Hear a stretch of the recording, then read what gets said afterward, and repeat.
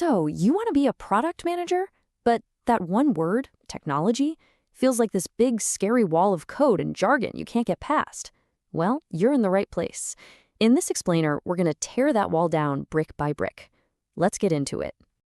I mean, for a lot of us, it really feels that way, doesn't it?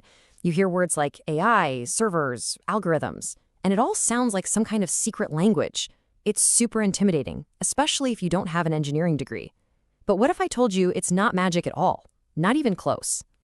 See, behind all that crazy complexity, there's a really simple, fundamental truth about what technology actually is. And I promise you, once you get this one idea, everything else just starts to make sense. Okay, so here it is, the big secret. Technology is just a tool. That's it. It's anything that we as humans build to make a job easier or faster or more reliable. You know, whether it's a hammer or a piece of software, the whole point is exactly the same. I mean, just think about it like this. Way back when, the wheel made it easier to move heavy stuff. Fast forward to the 70s, the calculator made doing tough math way faster. And today, your banking app makes managing your money feel almost effortless. The tools have gotten way more advanced for sure, but the basic reason we build them, to solve a human problem, that hasn't changed one bit. All right, so if it's really that simple, why does modern tech feel so incredibly complicated? Well, the answer comes down to one single, super important word: scale. Let's paint a picture. Imagine a small local shopkeeper. Writing out 10 bills by hand in a day? No problem. It's simple, it works. But now think about a giant supermarket chain trying to handle 10,000 customers in an hour. The manual system would just collapse. It can't handle that kind of volume. And that's the exact moment technology becomes absolutely necessary. And this right here, this is what I call the golden rule for any product manager. Technology is the answer when doing something manually just becomes too big, too complex, or too risky. Your entire job is to figure out where that breaking point is. But, and this is a huge but, there's a catch. Just because you can throw technology at a problem doesn't always mean you should. A really great PM knows that sometimes adding tech just for the sake of it creates even more problems and costs. The real goal is always to make things easier in the long run. Okay, so we've established that tech is a tool for dealing with scale. But what's this tool actually made of? Well, it really just boils down to two main parts. And there's a super simple way to think about them: the body and the brain. Think of it like this. Hardware is the body. It's all the physical stuff you can actually touch and hold. Your phone, your laptop, that ATM on the corner. It's real. Software, then, is the brain. It's the set of instructions that tells the body what to do. WhatsApp is software. Your banking app is software. It's the intelligence that actually makes the hardware useful. And just like with us, one is totally useless without the other. Your phone without an operating system? It's a really expensive paperweight. And an app without a phone to run on? It's just a bunch of invisible codes sitting somewhere. They need each other to do anything at all. Okay, so this brain part, this is usually where everyone's eyes start to glaze over, right? We hear the word code and we picture something from the Matrix. It feels impossibly complex. So let's pull back the curtain and see what's really going on.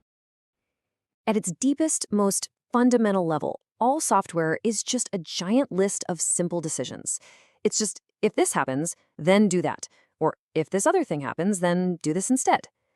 Every single app you use, from scrolling Instagram to paying with your phone, is really just millions and millions of these simple little logical steps, all working together. That's it.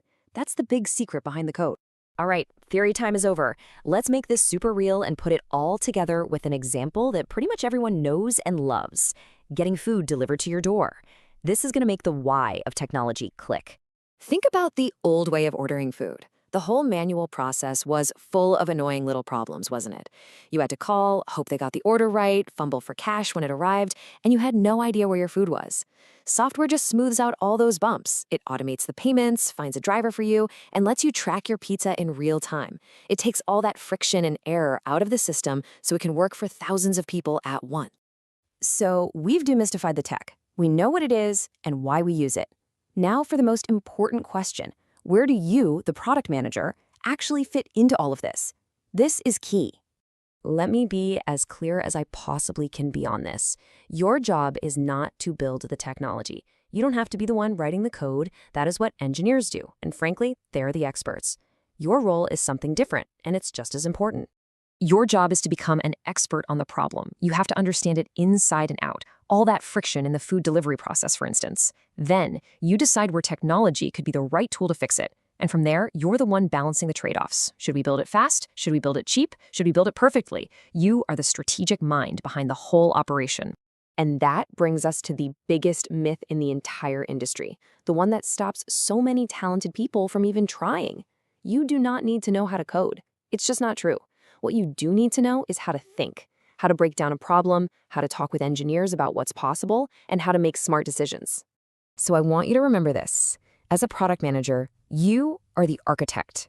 You're the one who decides why a building needs to exist and what its purpose is. You don't have to lay every single brick yourself, but you absolutely need to understand the vision for what you're all building together and why it's so important. So, there you have it, the foundations. Technology is a tool, it's a body and a brain, and we use it to solve problems at scale. But how does the brain in your phone talk to another brain halfway across the world? What is actually happening when you tap a button and a signal shoots off into the cloud?